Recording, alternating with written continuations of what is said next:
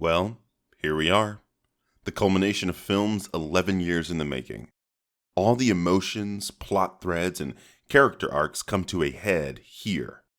This is a movie I have been hyped for since Thanos sat down on his farm and the screen cut to black. Did this film live up to that hype? Stick around, I'll tell you. Let's talk Avengers Endgame.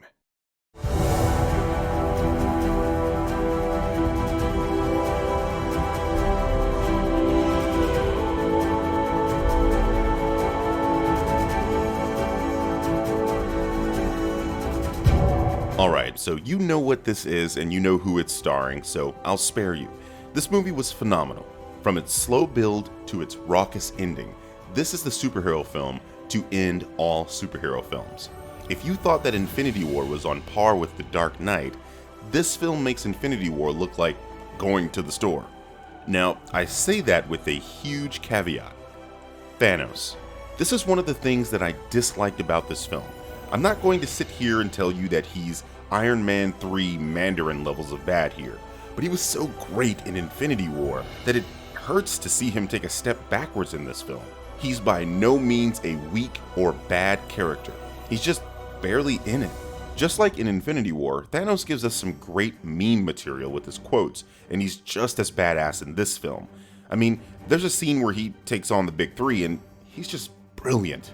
Seriously, during the final battle, Thanos shows you why in Infinity War he was able to easily dismantle Thor in the beginning of that film. This man takes on Captain Marvel, Iron Man, Thor, and Captain America with just a sword. My problem stems from the fact that this film definitely doesn't want to focus on Thanos as they did in the first film, and that makes Thanos feel less like a person and more like a CGI monster who only serves as the reason for the Avengers to do things. I think this was a conscious decision by the Russo brothers, as they clearly made Infinity War Thanos' film. This film very much feels like an Avengers film. The story centers on them and their personal lives in the aftermath of Thanos killing half of all life in the universe. Speaking of the Avengers, I personally feel like the film feels slow because it is centering on the Avengers' personal lives. For someone like me who has been following the comics since before the MCU was even a twinkle in Kevin Feige's eye, that ain't no problem, but this is going to make the average moviegoer squirm in their seats. The first two acts of the film are important and interesting as hell, but they are slow.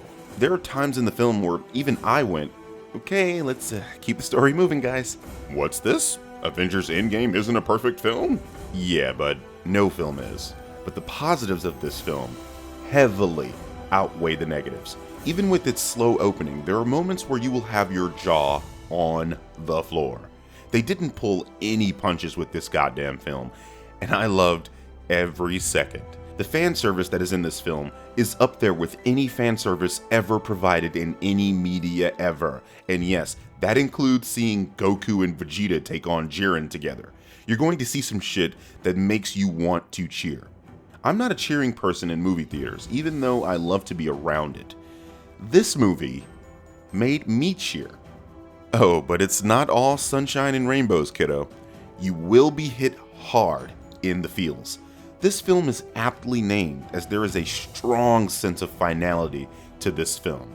Honestly, after watching it, I cannot see how they can possibly continue the MCU and all their intertwined stories. I know we have some films on the horizon like Spider-Man Far From Home, but man, it feels over. There are character deaths in this film. Yes, they are permanent.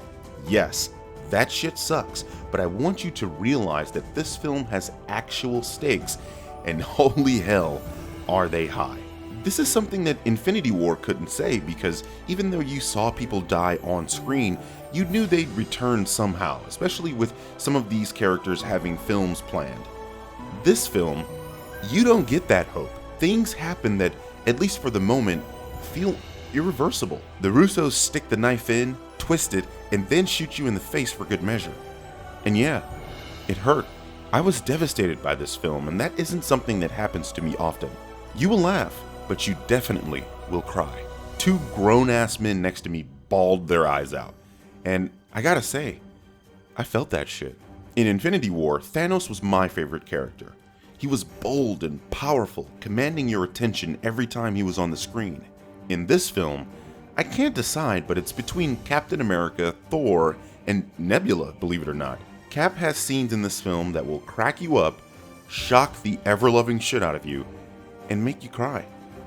Thor is the character that I think you will feel most sorry for.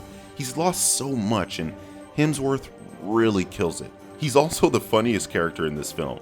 Seriously, he's the source of like 65% of this film's comedy. He is a force in this film. You are not prepared for Thor in this movie. Nebula is the heart though. It's so weird to even say that for a character that was basically a footnote in nearly every film she's appeared in. But there it is. I loved Nebula in this film, and I think more people will respect her after watching this film.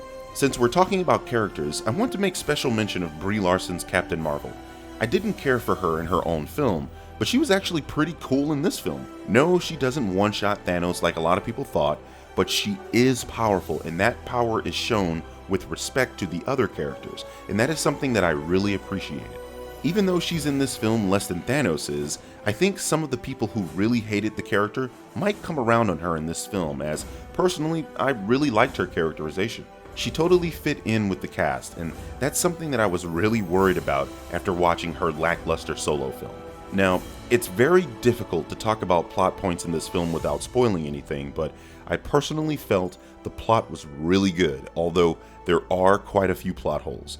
Due to the nature of the plot, and I'm trying my best to be vague here, I feel those plot holes were inevitable, and although it could have been handled better, you're really asking a lot from a superhero film in that particular department. But there will inevitably be a ton of Reddit discussions, and hell, Jeremy from CinemaSins will definitely be harping on these plot points. From a plot and character perspective, I feel like Infinity War is the tighter film, but with the events that take place and the feeling of completeness, Endgame is the more ambitious and spectacular film. Now, I don't have to tell you to go see this film because you're probably watching this while you stand in line to go into the theater, but I will say just avoid the comment section until you have seen this film yourself. Obviously, I don't talk spoilers in my review, but there will invariably be some asshole that makes it past my moderation that attempts to spoil the movie for you. There have been a few attempts on some of my unrelated videos, so just a fair warning. On the flip side, if your goal is to troll here in my comment section, be kind to the people that haven't seen this yet, please. Oh, and one more thing. There isn't anything during or after the credits. You can go home. No, seriously. You can go home. Anyway, thanks for watching this episode of Let's Talk. This has been your friendly neighborhood Birdman, and I'll catch you in the next video. Excelsior.